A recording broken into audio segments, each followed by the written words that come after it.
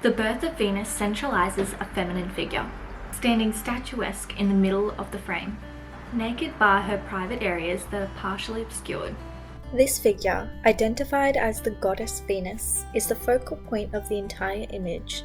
The limbs, branches, waves, and even the wind are all leading your eyes to her. Her pose is classical, borrowing the hand position from Greco-Roman sculptures. However, her posture and her anatomy are completely impossible. Her elongated neck and torso is improbable, and while she holds the classical contrapposto stance, too much weight is on her left leg for the pose to actually hold. There is a male figure to her left, thought to be Zephyr, who is carrying a young female. Both figures are blowing towards Venus. The female figure on the right floats slightly above the ground, handing Venus a red cloak. The background, which is made up of essentially just cool colours, achieves two things. 1.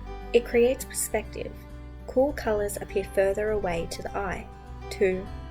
It emphasises the figure's warm tones, making them focalised in the image. The subject may not actually just be the birth of Venus as the title suggests, but the scene after her birth, where, with the help of the wind, she arrives on land. The Birth of Venus is a Renaissance masterpiece, created by early Italian Renaissance painter Sandro Botticelli. The works left behind by Botticelli are said to represent the linear grace of early Renaissance painting. The Birth of Venus, arguably his most famous work, depicts how the goddess of love, Venus, was created. Venus is shown sailing to shore from the depths of the sea on a giant shell, assisted by the breeze created by Zephyr, the god of the west wind, while a female attendant awaits her arrival with a red cloak. In mythology, Venus was not necessarily born, but birthed as a full-grown woman conceived when the Titan Cronus castrated his father, Uranus, whose severed genitals fell into the sea. The genitals then fertilized the sea, creating the goddess Venus.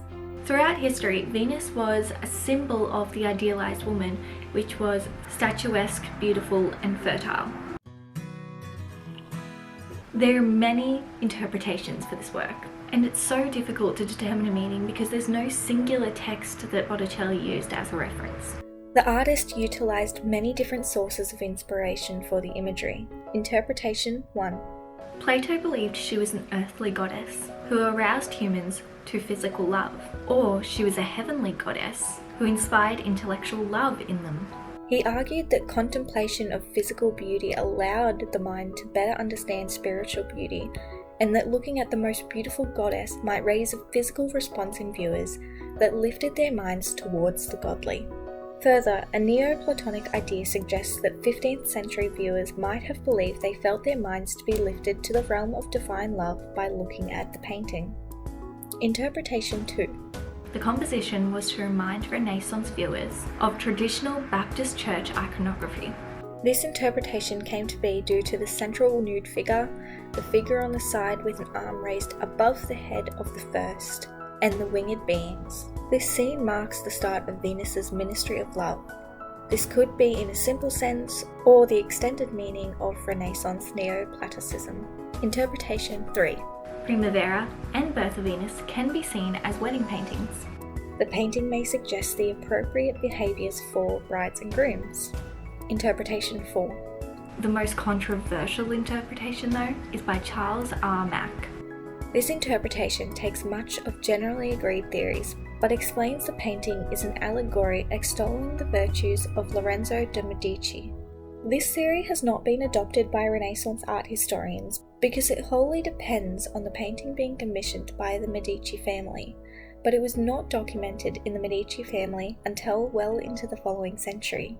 This is one of the most beloved works of art in the world. Though the artist lost favour after his death, the reputation of this work lasted, and it has risen to international fame. The Birth of Venus was groundbreaking, as it depicted a non-religious scene from classical mythology on such a large scale.